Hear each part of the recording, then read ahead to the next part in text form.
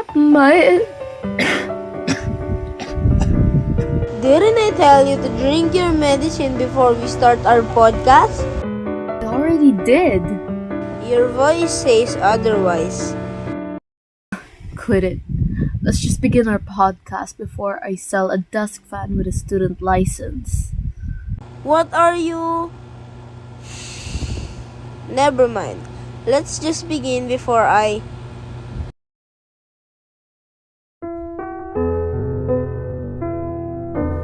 What's up, my fellow ghost listeners?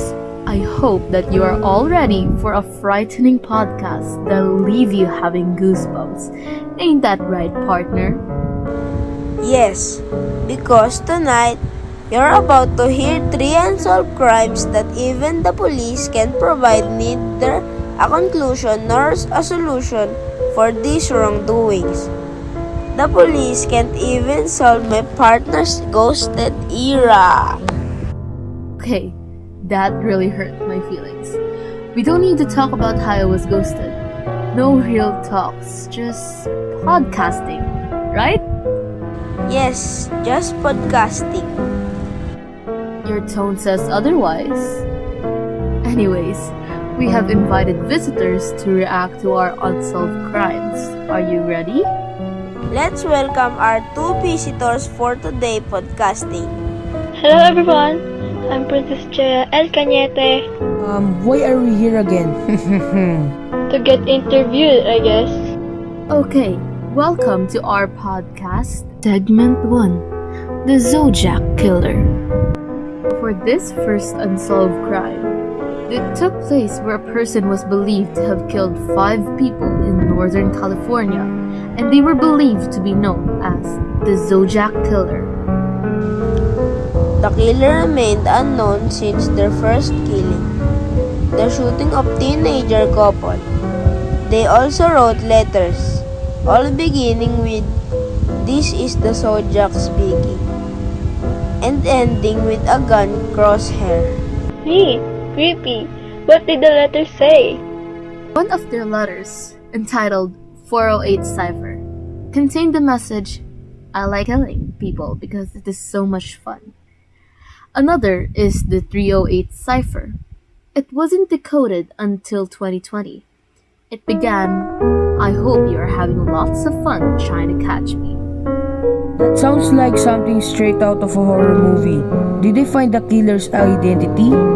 The police were unsuccessful in that part.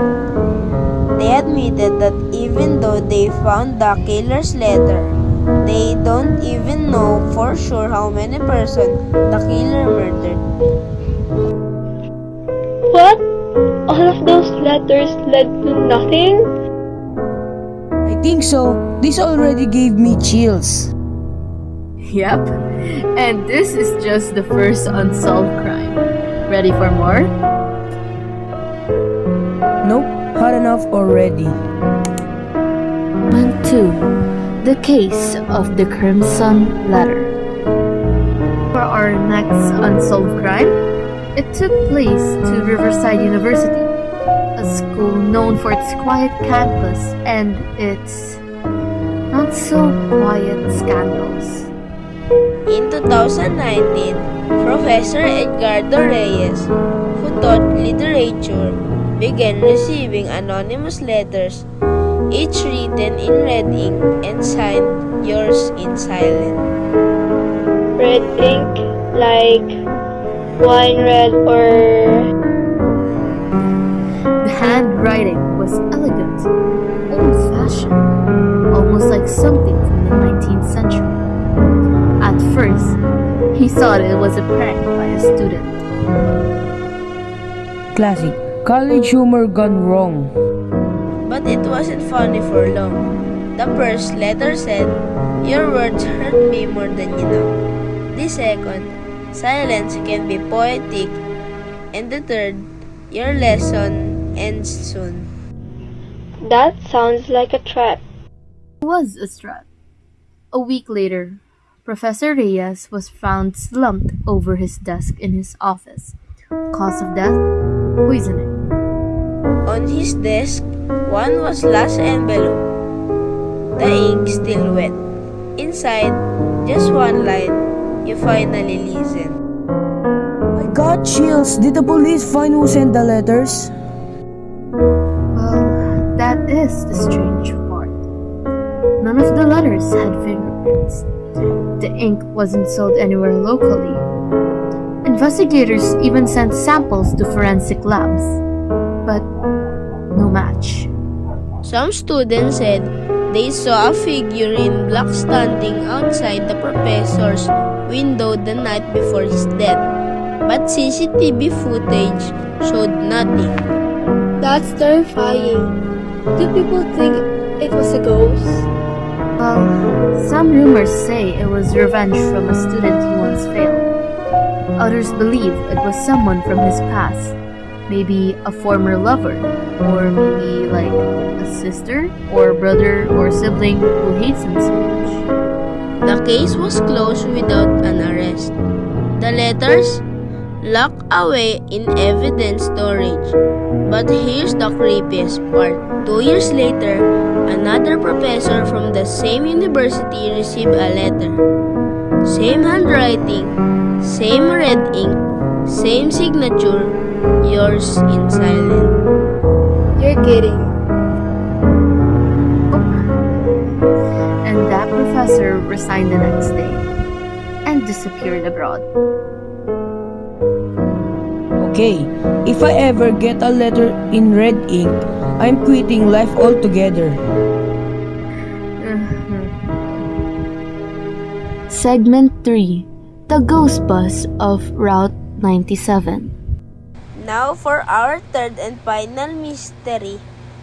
One that blurs the line between urban legend and true crime. Locals call it the Ghost Bus of Route 97. In 2019, where commuters along Highway 7 began reporting a strange white bus appearing late at night during heavy rain. No driver, no passengers, just headlights cutting through the storm. That already sounds like a nightmare. Yes, at least 5 witnesses gave nearly identical descriptions. One even claimed to have boarded it. Her name was Mira Delgado. Security footage showed her waiting at the terminal around 2:40 a.m. She boards a bus marked 97.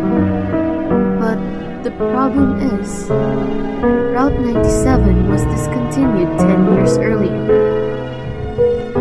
What happened to her?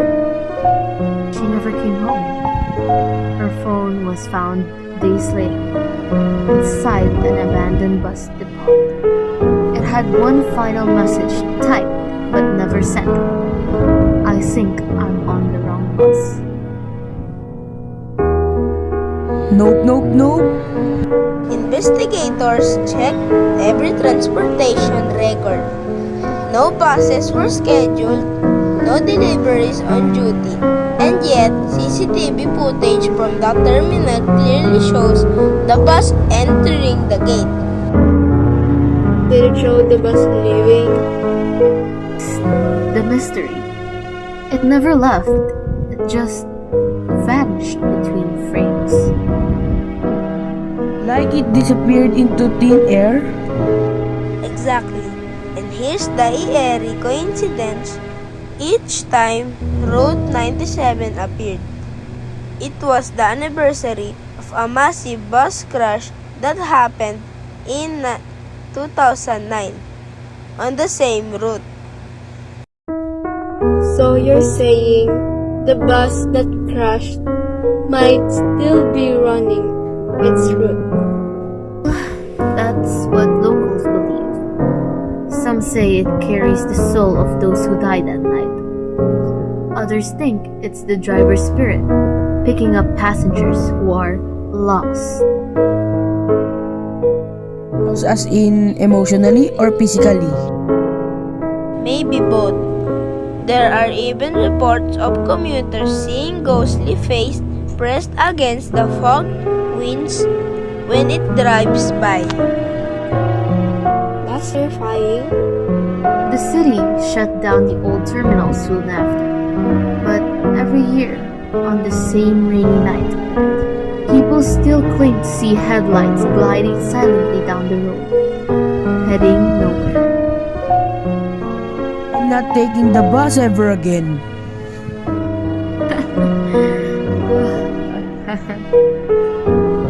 Well, we'd like to thank our visitors for today's podcast.